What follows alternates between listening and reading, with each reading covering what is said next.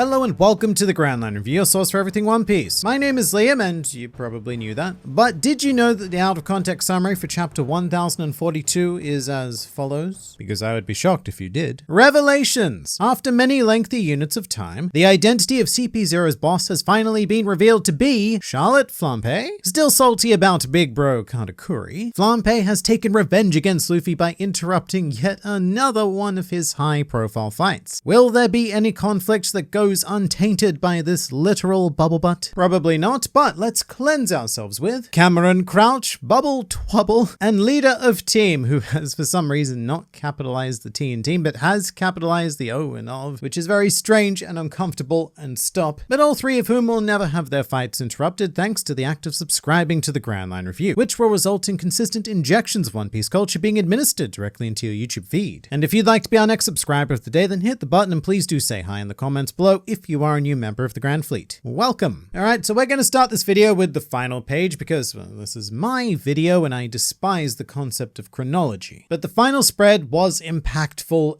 AF. Firstly, Oda's art was on point. In fact, it was beyond on point. If there was a way to be so on point that you ended up being off point, that is what this is. Seeing Luffy struck with Kaido's club made me physically recoil with phantom pain all down my chest and yes, even my manly regions. Because look at this, there is no way that Luffy's rubber sack was immune from this strike at all. It's one of the hardest hitting panels that I think we have ever seen in One Piece. A full power strike from an Emperor of the Sea being received by a very unprepared body. But what makes it hurt that much more is Kaido's reaction immediately after. Because as much as I love the art of the strike itself, to me it gets completely eclipsed by this close-up of Kaido's eye, because it tells an entire story of twisted heartbreak. Kaido, after, well, who knows how long, had finally found an opponent that he respected and was ever so excited to fight. This was it. This was what Kaido had been living for. But now he's been thoroughly, and I want to make this clear, metaphorically cock-blocked by a well-dressed man in a mask. And I really do not envy Bob Lucci right now, because as much of a hit as Luffy took, that is nothing compared to what Kaido is going to do with this Eyes Wide Shut extra. Actually, is it Eyes Wide Shut?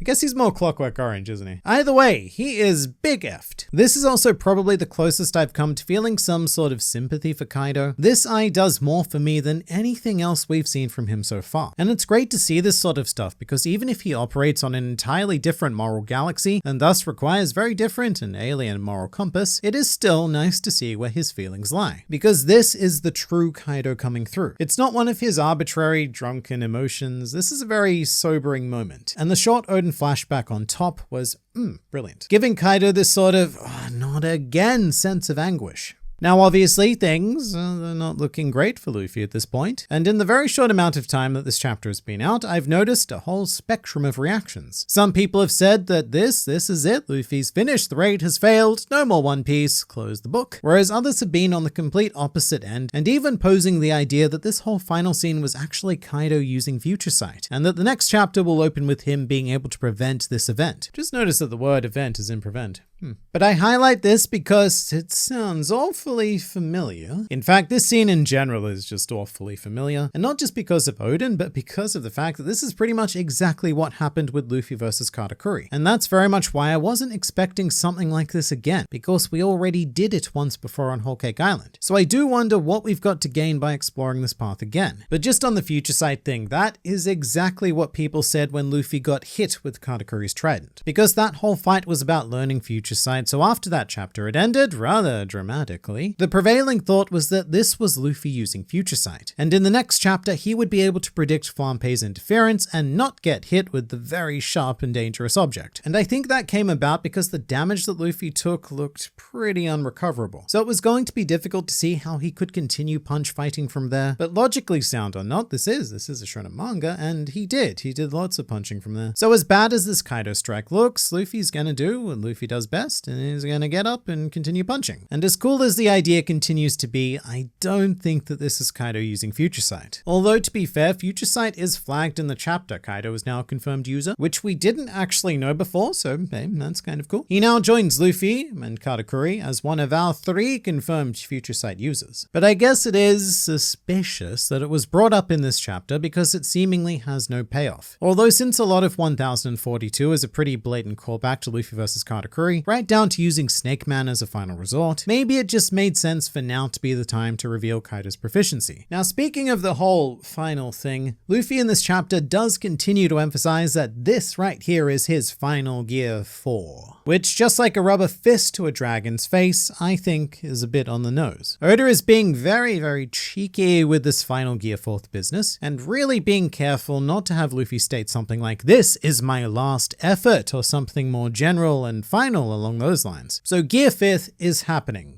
Probably. And just on that, there's been a bit of a funky image making its way around Twitter, with Luffy allegedly having Gear 5th written on his face in damage marks. And as cool as that is, to me, it's very fitting that this appears on Luffy because it is a massive stretch. With that said, Oda has all but confirmed Gear 5th in the SBS segments of manga volumes. I've done a lot of videos on that before, so I won't go into it here. But it's coming, and probably very soon. Especially if we follow the Wano trend with Luffy. This boy has been repeatedly losing this entire arc. And after each loss, he makes a monumental discovery. It's almost unfair, really, kind of like an old school Saiyan who just keeps getting stronger after each and every ass whooping. And this for Luffy is one hell of a beating, which is why it's probably going to force Luffy into another state of reflection upon realizing that Gear 4th just won't cut it and we will move on to something more betterer. I'm very curious to see what Kaido does from here though, because I don't know, I don't see him taking the Katakuri path of self-injury for balance and stuff. Mostly because Kaido is, I think, kind of incapable of hurting himself, but also he doesn't have Katakuri's philosophy. Katakuri did that to himself because he was unwilling to accept help, because he had this image of perfectionism to maintain, and people who are perfect do not need help because that would make them imperfect. Kaido doesn't have that at all, and in fact, one of the main lines of this chapter, the title even, is Kaido's whole philosophy that,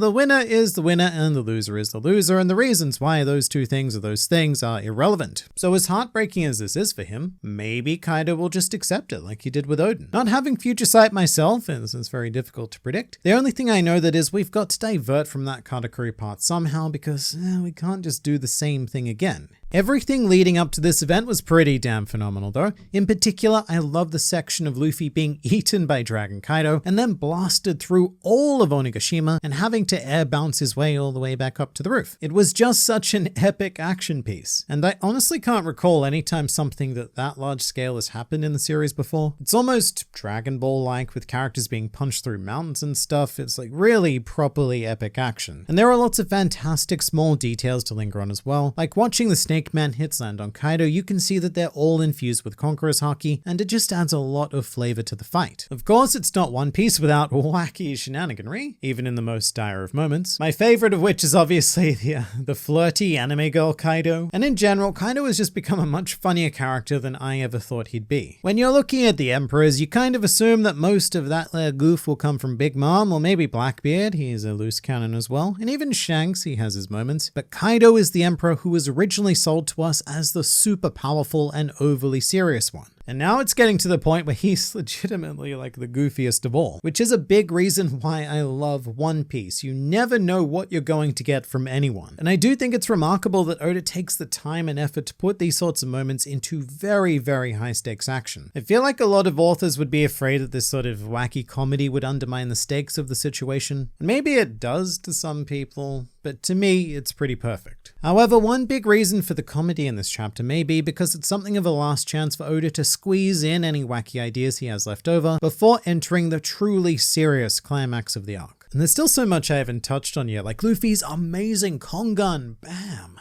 Man, that panel just, it's a pun, but it packed so much punch. The chapter in general was peak action, very well paced, exceptionally choreographed, and the only problem I have with it is that action chapters tend to be a very short experience. You just kind of blast through them with whatever the manga reading equivalent of adrenaline is, maybe it's still adrenaline. And aside from Luffy versus Kaido, there wasn't a lot from anyone else in this chapter. I mean, we did see Yamato in one panel, which is pretty hilarious, because this is now, the third unexpected attack to come directly from above, where all of the funky bombs were sitting. First, you had Law's giant sword appearing out of nowhere, then you had a giant, screaming yet strangely silent big mother who was sent down, and now an entire Borrow Breath containing a rubber boy. If I was Yamato, I would be seriously starting to rethink where I was standing. This chapter also started rather intriguingly with Drake, Bob Lucci, and a rather painful sword through the chest, followed by a probably even more painful Shigun to the neck, which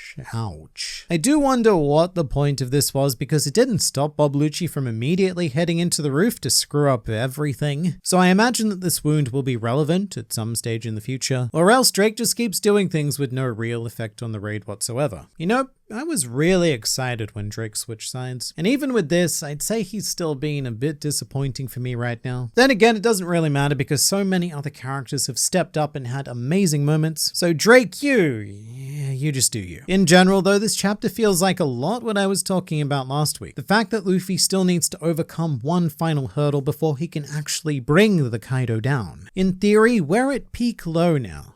What? Which I guess, come to think of it, is an oxymoron. Let's change that. In theory, we are in deep valley of low, which doesn't sound quite as snappy. Luffy's last-ditch gear fourth has failed. He's been heavily damaged by a very unfair strike, and there is almost no time remaining before the flower capital is destroyed. This is the part of the action where everything looks hopeless before we make one big final push to victory in a method that I'm going to describe as somehow.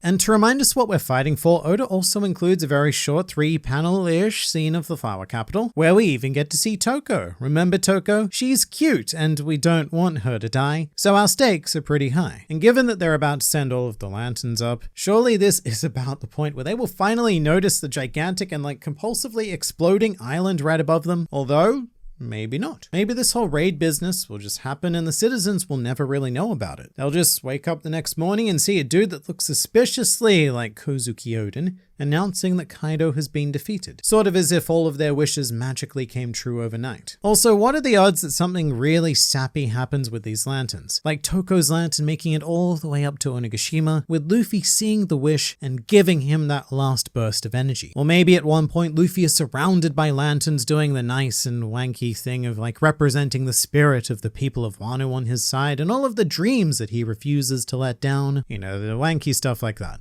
But we also have a cover story to check in with this week, and we got to see Brulee again. Another Charlotte child confirmed to still be on Whole Cake Island, which does seem to be a bit of an oversight. I imagine that if she was on Wano with everyone else, her mirror powers would be mighty helpful right about now, because instead of being consistently kicked off waterfalls by birdmen, Big Mom's forces could just come through a random mirror on Wano. Although I guess Brulee is probably pretty integral to the operations and even the economy of Totoland. I imagine she's how a lot of these islands talk and trade with each other. I mean, even Oven right now is basically using her as transport. But Oven is taking the Vinsmoke siblings to Whole Cake Island, which is exciting because we might get to see the aftermath of what's been happening there since Whole Cake Chateau collapsed, as well as who may have been left in charge in Big Mom's absence. Potentially some sort of Katakuri, but I wouldn't rule out Streusen either. He's a very minor character to us, but to Big Mom, he's one of her most trusted companions, who's been with her ever since she was a young child cannibal. I guess we'll find out fairly soon because great news, there is no break next week. And more great news because here is another video, because there's always more to learn, explore, and experience with this wonderful series, so I look forward to seeing you there.